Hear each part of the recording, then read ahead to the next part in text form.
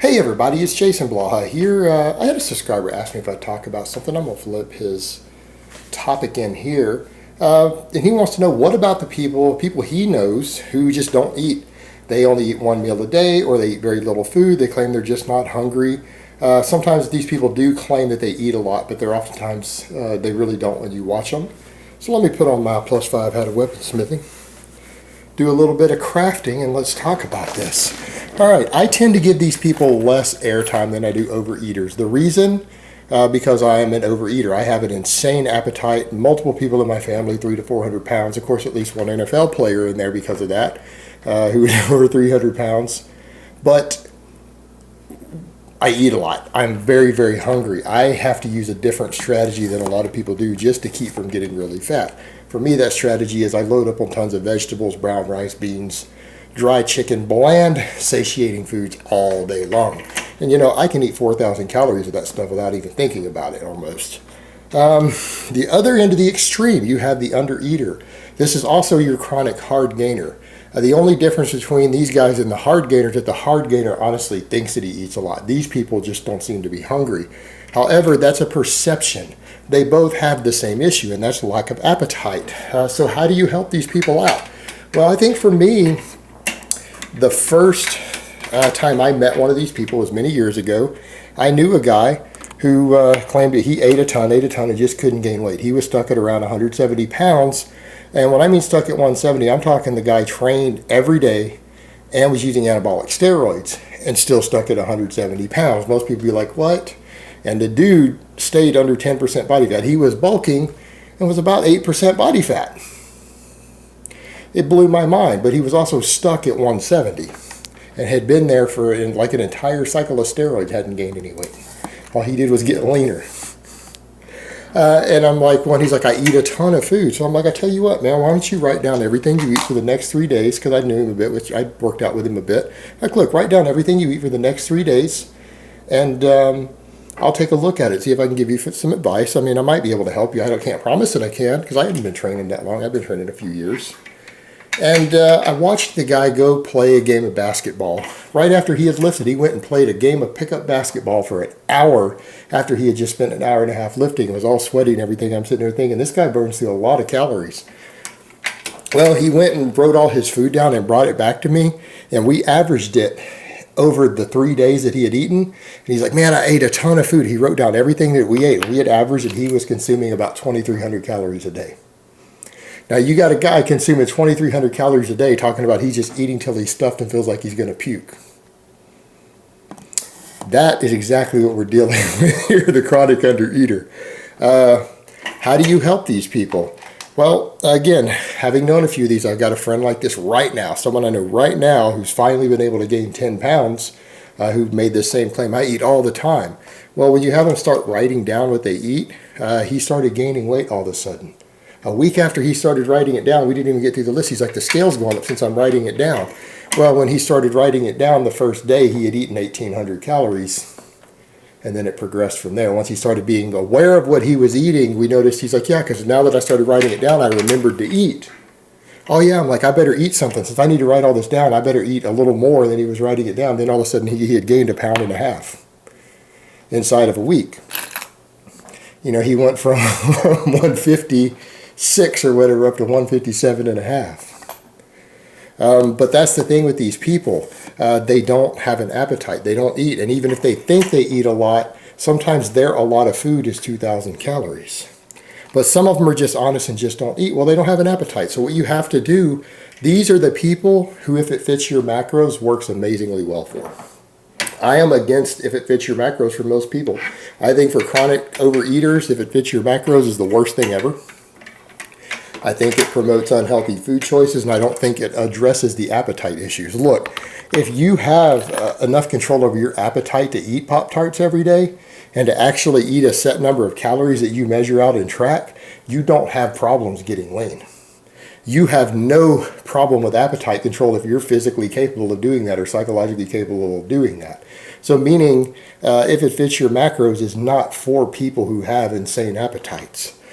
Because it doesn't address the appetite end of things at all. Now, what it does do, I think it works amazingly well for the chronic undereater, because unfortunately, even though I don't want to promote people eating garbage and junk food or just anything to fill the calories or the carbs or the fat, that method can work because it lets them pick only foods they really enjoy or that taste good that might be low satiety, so that they can force themselves to eat and hit those numbers. And I know people are going to say, if it fits your macros, isn't about eating junk. Yeah, it mostly is, because everyone I see who does it eats a lot of junk. And there's no benefit to knowing your exact macros other than making sure that you're gaining weight or making sure that you're losing weight. Now, in the case of these people, if it fits your macros, makes them be mindful of what they're eating. The undereater with no appetite, in order to gain weight and gain muscle, they need to be consciously aware of what they're eating, because they will forget to eat. I personally find that for people who overeat, being mindful of what you eat reminds you to eat more. What you really don't want to do with a chronic overeater is remind them to keep eating. And being mindful of it, because then they end up eating, in my experience, they end up eating a lot more. You need to have them not be thinking about food. The undereater needs to be thinking about food a lot. And if you have them start tracking what they do, and they become very mindful of what they're eating all the time, then they'll start eating more, because they remember, oh yeah, I need to make sure I get in at least 500 calories coming up in this next hour. I need to make sure I get this amount of carbs, this amount of protein. These people need to be reminded to eat. And particularly when you start putting the undereater on a higher protein diet or a lot of bro foods, they tend to get full and forget to eat. Protein has a high satiation.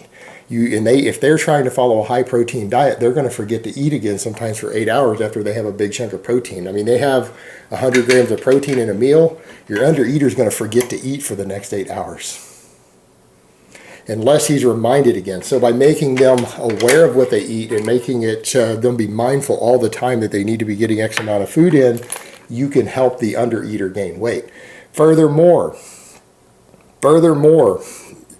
tracking macros for these people allows them to not lose weight too quickly when they cut. Now, it's not a problem for all the guys on trend. I mean, you see guys like Jeff Seid eating insanely low calories for his body weight and activity to cut. But, trend helps there. Trend helps a lot with keeping muscle mass. The drug-free or even modestly enhanced undereater sometimes is going to struggle with muscle loss, because they'll lose weight too quickly when they start to cut. They tend to be hyperactive. So they oftentimes are going to want to do a lot of cardio and extra activity, and then they're going to forget to eat again. So doing a method where they track will keep them from hitting 1,000 calorie deficit, because a chronic undereater will end up doing all this extra activity and be busy and burn 3,000 calories in a day, and then only eat 1,500 because he forgets to eat. 1,500 calorie deficit, he's going to be shedding muscle mass. So for these people, if it fits your macros, works really well, because it allows them to not only track what they eat to make sure they don't lose weight too quickly, it still allows them also the leeway of, a lot of people wouldn't eat junk when they're trying to cut. It's going to be a problem for them. But these people have a small enough appetite that sometimes allowing them to fit in a treat or a dessert allows them to keep their calories up to where they're not losing weight too quickly. And I know for most people that's not a real problem. Not a real problem at all. But for the undereater, that really is a problem of actually needing to eat some junk food a little bit in order to keep from losing weight too quickly when they cut.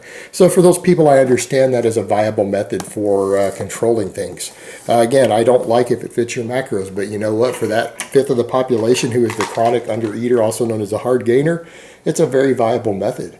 But what they have to do and what they have to be made aware of in order for the chronic undereater like that to really gain weight or have control of his body weight, you have to make them be mindful of food all the time. Because what happens when you have people like that, they just don't have that switch in their brain that tells them they need to eat.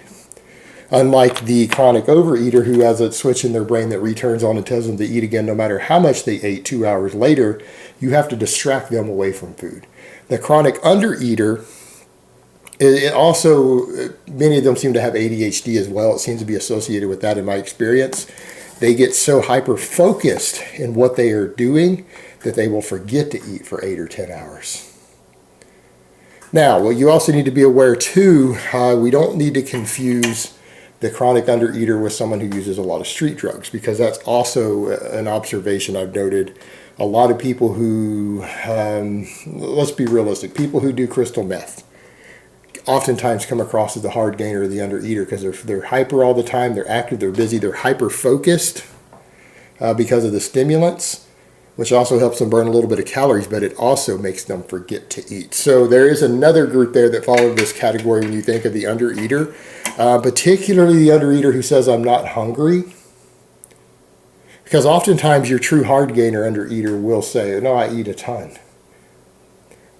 What you need to be aware of is also another sign: the person who's underweight, can't gain weight, and the undereater who only eats once a day. Just throwing it out there, they might be a tweaker. All right, that might be what's going on. Not always the case, so I don't want anyone to think, oh, no, every person who's like that is doing that. No, but it should put up a red flag because it's not normal for most humans to not want to eat. As a species, we're kind of geared to get fat. It's in our genes, it's in our nature. There's reasons for that. So oftentimes there's a drug issue, or not necessarily an illegal drug. People who are on a high prescription of Adderall. People with ADHD who have hyper-focus issues, who go on a lot of Adderall, sometimes their hyper-focus will kick in. Adderall itself is an appetite suppressor. And so sometimes it can be their prescription medication that can cause the same thing. So in that case, it's still the same solution for someone who's on a medication like that.